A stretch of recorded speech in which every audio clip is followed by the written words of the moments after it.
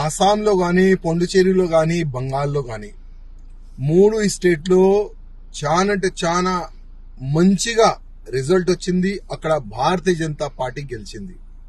కానీ అక్కడ కార్యకర్తలు మంచి సంబరాలు చేసుకుంటున్నారు, వాళ్ళకి అధికారం ఉన్నది. కానీ మన తెలంగాణలో కూడా సంబరాలు చేసుకుంటున్నారు, అర్థమైతే లేదు. ఇంకా ఎన్ని సంవత్సరాలు వేరేళ్ళు పెళ్లి చేసుకుంటే మనం ఇక్కడ డాన్స్ చేయాలి? అర్థమైందా? అంటే ఇంకా ఎన్ని సంవత్సరాలు? బంగాల్ అట్లాంటి స్టేట్ లో భారతీయ జనతా పార్టీ గవర్నమెంట్ వచ్చిందంటే అది చాలా పెద్ద మాట. ఎందుకంటే అక్కడ మమతా బెనర్జీ ఒక గుండా రాజ్యం, ఒక రాక్షసి రాజ్యం అంటారు దాన్ని. అక్కడ భారతీయ జనతా పార్టీ కార్యకర్తల్ని చంపినారు, హిందూ సంఘాలు కార్యకర్తల్ని చంపినారు. కానీ వాళ్ళు భయపడలే. ఎట్టి పరిస్థితిలో బంగాల్లో భారతీయ జనతా పార్టీ గవర్నమెంట్ రావాలే, కాషాయం గవర్నమెంట్ రావాలని ఒక సంకల్పం పెట్టుకొని ప్రాణ త్యాగం పెట్టి వాళ్ళు పనిచేస్తున్నారు. అందుకోసం ఇవాళ బంగాల్లో భారతీయ జనతా పార్టీ గవర్నమెంట్ వచ్చింది. కానీ మన తెలంగాణలో కూడా ఇప్పుడు ఉన్న ప్రెసిడెంట్ కి మంచి ఫ్రీడమ్ ఇస్తే, రామచంద్రరావు గారికి మంచి ఫ్రీడమ్ ఇస్తే 100% తెలంగాణలో కూడా గవర్నమెంట్ వస్తుంది. కానీ కొంతమంది ఈగోయిజం వల్ల తెలంగాణ నష్టపోతుంది. తెలంగాణలో ఉన్న భారతీయ జనతా పార్టీ మొత్తం సర్వనాశనం అవుతుంది. అదే కొంతమంది వల్లనే. నేను ఇప్పుడు కూడా రిక్వెస్ట్ చేస్తున్నా, మీ ఈగోయిజం ని పక్క పెట్టండి.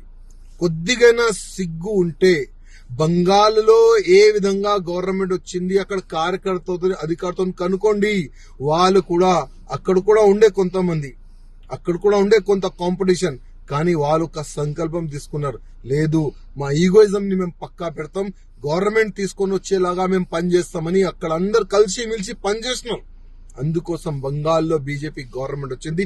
మన తెలంగాణలో కూడా కొంతమంది నాయకులు ఈగోయిజం ని పక్క పెడితే ఇక్కడ కూడా గవర్నమెంట్ వస్తుంది, పక్క వస్తుంది.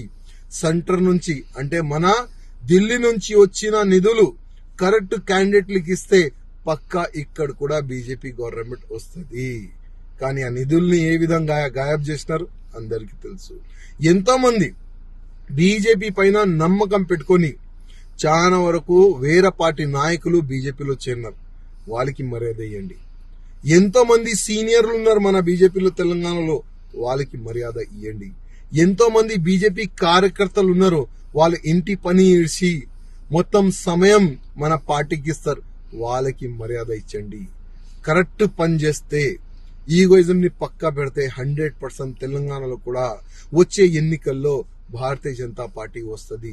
రామచంద్రరావు గారు, ఇప్పుడు మీరు భారతీయ జనతా పార్టీకి ప్రెసిడెంట్ గా ఉన్నారు. మీరు ఎవరి మాట వినకండి. ఇవాళ మీరు మీ చేతిలో ఉన్నది ఇవాళ మొత్తం పార్టీ, తెలంగాణ బీజేపీ పార్టీ అంటే మీ చేతిలో ఉంది. వాళ్ళు వీళ్ళ చేతిలో ఆడకండి, ఫ్రీడమ్ తీసుకోండి.